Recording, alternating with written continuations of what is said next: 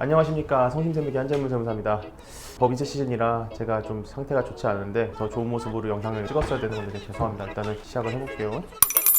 오늘 말씀 나눌 주제는 되게 전통적인 주제죠. 간이가세가 더 유리한지 일반가세가 더 유리한지 질문들을 평소에 많이 주시는데 오늘 이 부분에서 좀 얘기를 나눠볼까 해요. 먼저 간이가세자에 대해서 좀 편하게 설명을 드리면은 연간 매출액이 8천만 원 미만인 사업자를 간이가세자라고 말을 하는데요. 다들 잘못 알고 계신 게 내가 앞으로 발생할 매출이 뭐 1억, 2억, 뭐 몇십억 될 것 같은데 간이가세를 낼 수 있나요? 물어보시는 분들이 많이 계세요. 근데 이제 예상 매출을 기준으로 하는 게 아니라 어차피 사업 시작할 때는 매출액에 대한 데이터가 없으니까 바로 간이가세자로 진행하셔도 사업자 등록 시에 바로 진행하실 수 있으십니다. 이 부분 기억하시고 진행하시면 될 것 같고요. 간이가세자 배제 업종이 있습니다. 간이가세자 배제 업종으로 뭐 광업, 제조업, 도매업 뭐 이런 형태로 이제 어떤 특정 업종은 간이가세자 업종 등록이 불가능하고요. 그리고 대도시 지역이나 아니면 면적이 좀 넓은 사업장 같은 경우에는 간이가세자 적용이 안 되니까 이 점 참고하셔서 사업자 등록 시에 진행하시면 될 것 같습니다.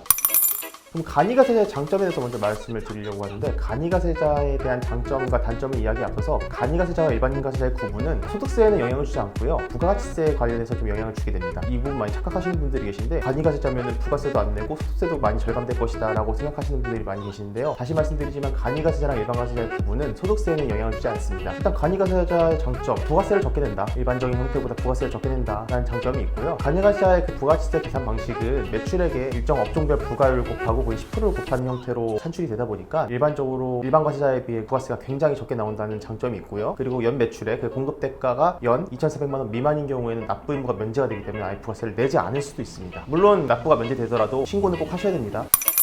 자, 그럼 간이가세자의 단점이 뭐냐? 일단 부가세 환급이 불가능합니다. 부가세 환급이 불가능하고, 그리고 직전 과세 기간의 공급 대가, 그 매출액이 4,800만 원 미만인 경우에는 세금 제한서 발급이 불가능합니다. 물론 현금 영수증 발급이 가능하지만 현금 영수증을 발급받은 상대방이 사업자인 경우에 매입세 공제를 받지 못한다는 치명적인 단점이 있어요.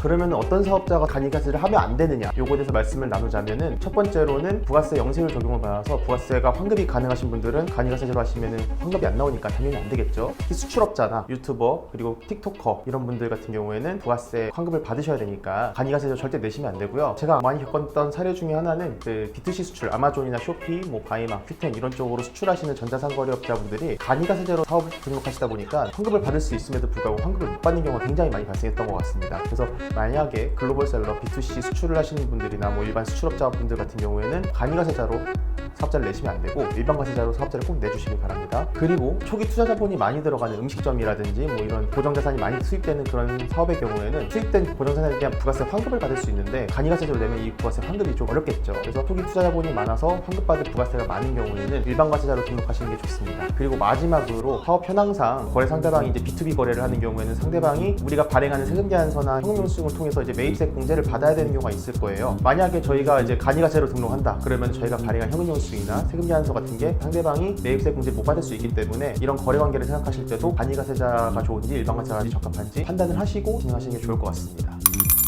뭐 이렇게 오늘 간이가세자와 일반가세자에 대해서 간단히 얘기를 나눴는데요. 실질적으로 여러 가지 말씀드린 사항 중에 실제로 상담을 받아보시고 사업의 현황과 구조, 그리고 이런 것들, 그 실무적인 부분들을 감안을 해가지고 간이가 유리한지 일반이 유리한지 명확하게 판단을 하시고 진행하시는 게 굉장히 중요합니다. 간이가세자, 일반가세자 어떤 걸로 하냐에 따라서 몇백만 원에서 몇천만 원까지 손해를 보시는 분들도 발생할 수 있으니까 이 점 꼭 중요하게 신경 쓰셔가지고 쓸데없이 세금적으로 손해보시는 일 없도록 하시길 바라겠습니다. 이상 한재물세무사였습니다. 감사합니다.